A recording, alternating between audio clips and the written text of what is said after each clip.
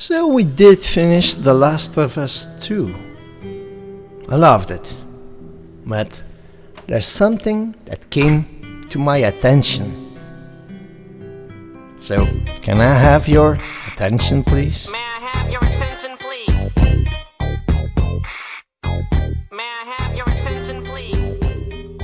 May I have your attention, please? The original Last of Us was a game for the PS3, and it was released in 2013. It was an action-adventure game, and it was developed by Naughty Dog. They had been working on the game for 4 years. It came from the minds of Bruce Straley and Neil Druckmann.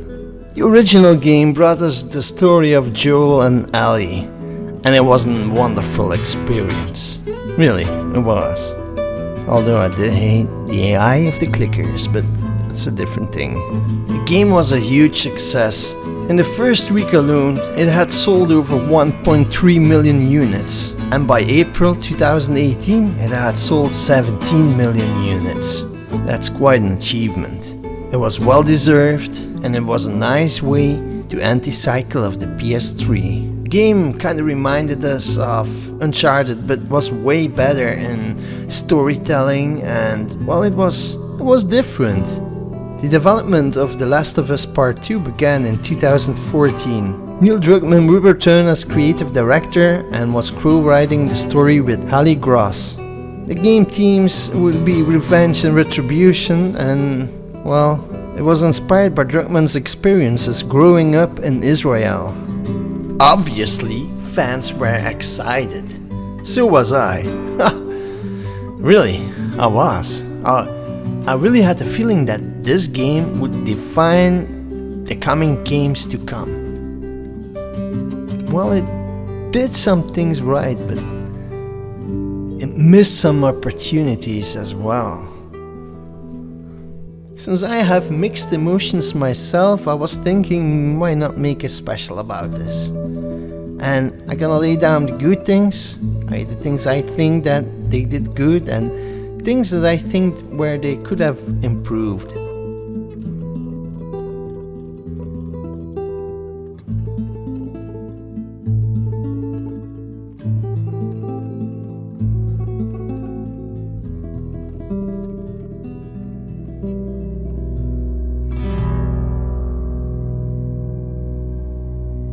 The Last of Us Part 2 did a lot of things good. They finally got rid of that horrendous bad AI problem the first game had. Remember when your companion was walking around, he was practically invisible and silent while it was making lots of noise and a clicker wouldn't even notice him? Well, that is different now. And the combat in this game is it's one of the finest I've ever encountered in a game. I really wished Red Dead Redemption 2 had some elements of combat like this game had. It also did a lot of good for people with visual problems, lots of options to make the game playable for a lot of people. Much respect for that. And the story, well, I'm gonna get back on to that, but I like the story. I like the things that happened. Spoiler alert. No, really. Spoiler alert, okay? From now on, you're gonna have spoilers. So, one more time. Spoiler alert. Joel getting killed. I didn't hate it. No, I didn't hate it at all. I think it was, well, he got it coming, I think. I really felt bad about it, but it didn't bother me. Nothing bothered me, matter of fact. If I take the whole story and every single thing that happened, I stand by it. I have no problem with it. And then there's graphics. Dang, that game really, wow. Wowee. No, really. Is this PS4? I played this game on goddamn base PS4. I mean, that thing was incredibly beautiful. And there's the incredible voice acting and the incredibly good done motion capturing. We had dogs, damn it, those cute animals. Yeah, I had to kill a few, but I even got to pet a few. And we had the introduction of quite a few interesting characters. I've read some bad reviews talking about uninspired characters and all, but I really liked Abby. No, really, I adored that character. And Omen, he was really cool. He was a cool dude. I wish we could have played more with them as well. It was really great. I think their part was really good. So what could have gone bad then? Well, what's left? I like the music, I like the graphics, I like the gameplay, I like the combat, I like the AI. So what didn't I like then?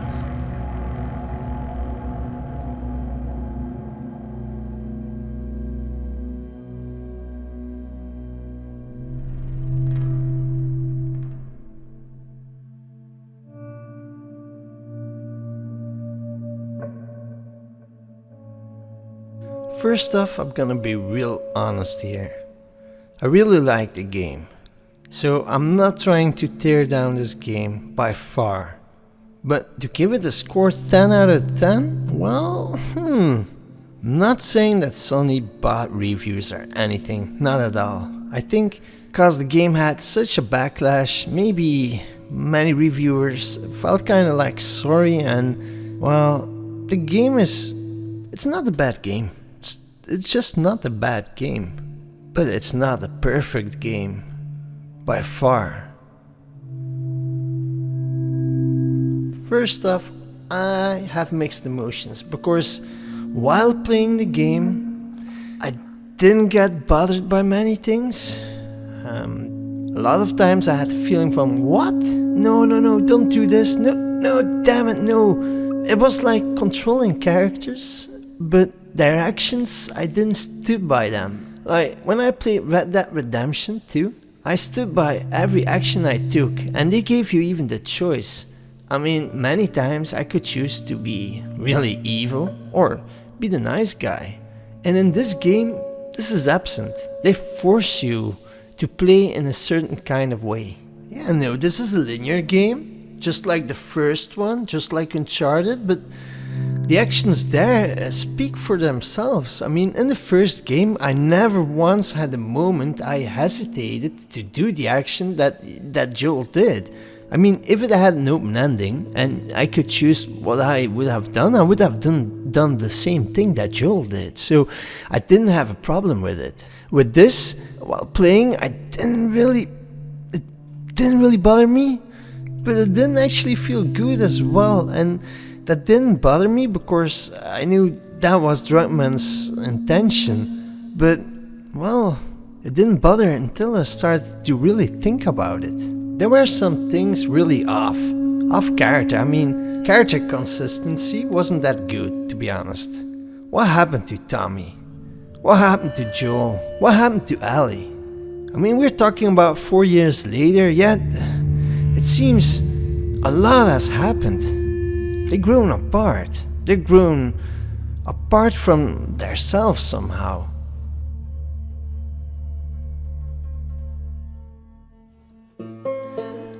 So personally, I had some problems with certain characters and their inconsistent character build. So I do get that Joel has become softer and more forgiving. But then again, I do not get it when they get into the evil camp, which I get why they ran off with Abby together and they trusted. They were on the run. There wasn't really much of a choice there. But once in the camp, why give their names? Why give like every single detail about their camp? How the weapons, the food? I mean, they could clearly see that they were in. Those weren't stranders. I mean, this was a group, organized group, armed and possible dangerous. So why give away your name, especially when you know that you killed off lots of family members? The end of The Last of Us 1. So I had a problem there. So how that happened wasn't really how I would have done it. I mean, goddammit, Joel was a guy who would drive over a human just because he didn't trust him, even though he didn't know if it was a good or a bad guy. So I know becoming softer and all, yeah, but becoming dumb, that's an entirely different thing. I'm not having problems with what characters did or said because, well, it's what they did. Even though, like, the way Joel told the story to Ellie, he could have told it in an entirely different way. He could have said like making the vaccine was like, I don't know, a gamble, and that she wasn't the only one. They've done it before, so, but, well, that's the way he told it, so I'm not having any problems with that. But things where I do have problems with is like Tommy. The first time when he leaves to take revenge, he just knows that Ellie will come after him. He knows it, yet he goes on his own. And the way he goes on a rampage, just killing off everyone, just blindingly shooting off, sniping people, why would he do that? It doesn't make any sense. And then at the end, the way he demands Ellie having a child. Ellie had that child from birth. Even though it wasn't her child, it is her child. She was the other mom. Yet he comes there, barging in, demanding her to go off on her own, risking her life. And for what? It just doesn't make sense. I don't buy that. And then again, why would Ellie leave her family? She knows what it is to be left alone, yet she does the same to her child. She risks it. So I find it kinda hard to believe this, that she would do something like that.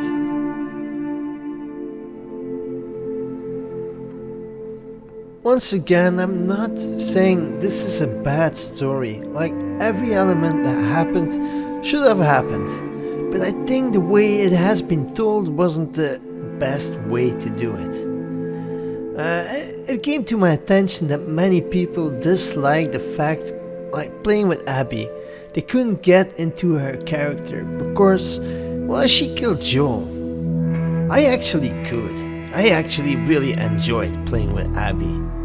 But I think a way to have fixed this would have been starting to play out with Abby before killing off Joel. But let's not act pretentious here. It's not like I'm a good storyteller. It's not like I'm in charge of that job.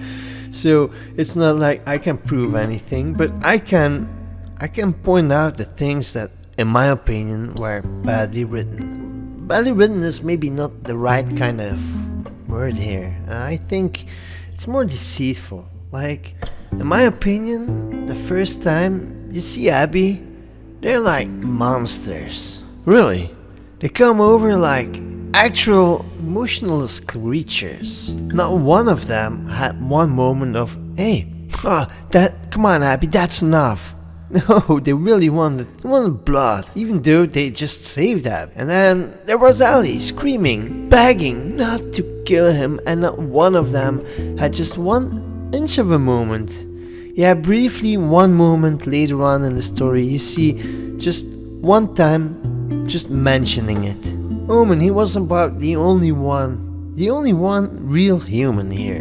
In real life, you just don't bash in one's face and, like, enjoy it. In Abby's point of view, I could really understand this. But the others, really? But then you start playing with those characters and you realize, hey, they're human. They have feelings, they have emotions.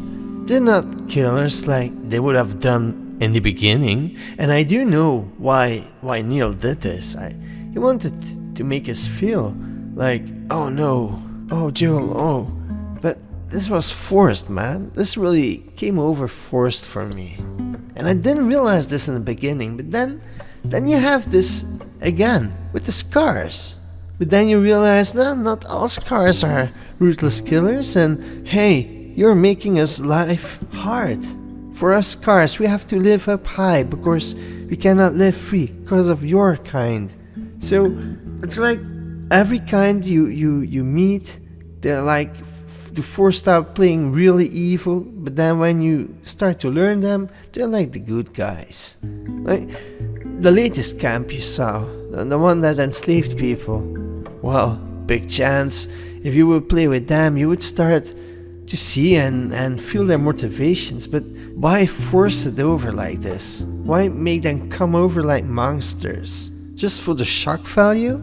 Well, in my opinion, that's a bit bad written. I don't mind minor plot holes. Well, not really plot holes, but like the fact that Abby accidentally falls into the hands of people she has been looking for 4 years. Well, it's coincidence. It could happen. But the fact that Tommy and Joel were so trusting. Joel, a guy who we have seen from the first game and then 20 years later, never grew soft. Not an teeny beanie wit. Now we should believe that in 4 years' time he became extremely soft, extremely trusting towards those strangers. That's weak writing.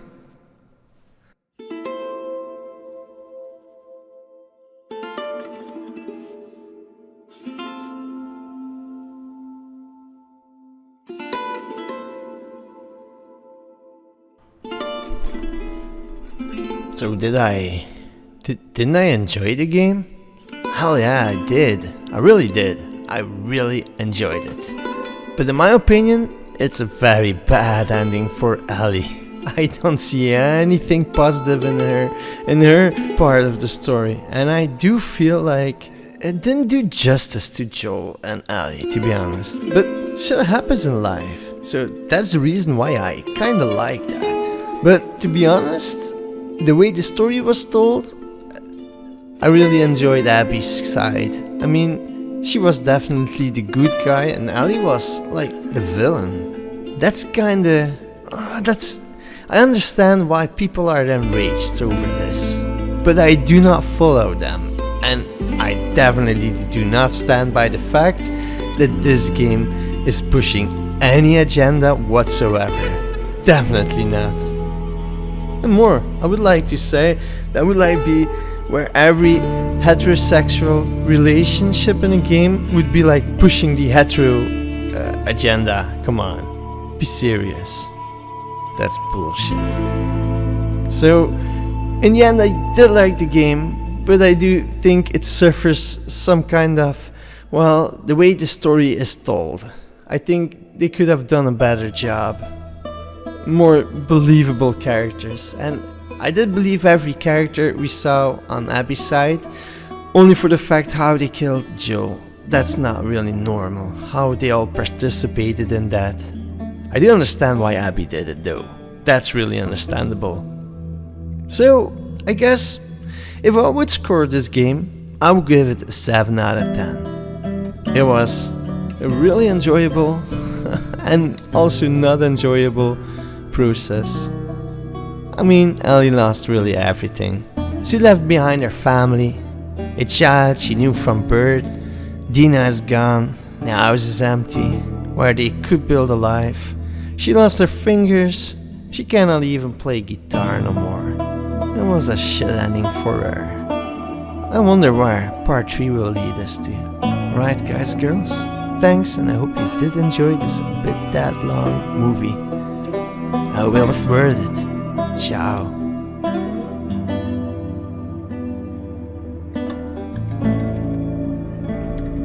There's a cost.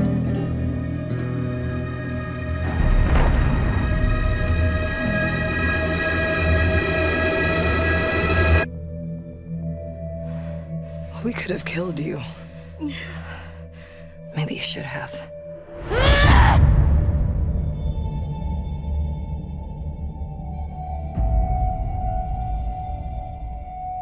PlayStation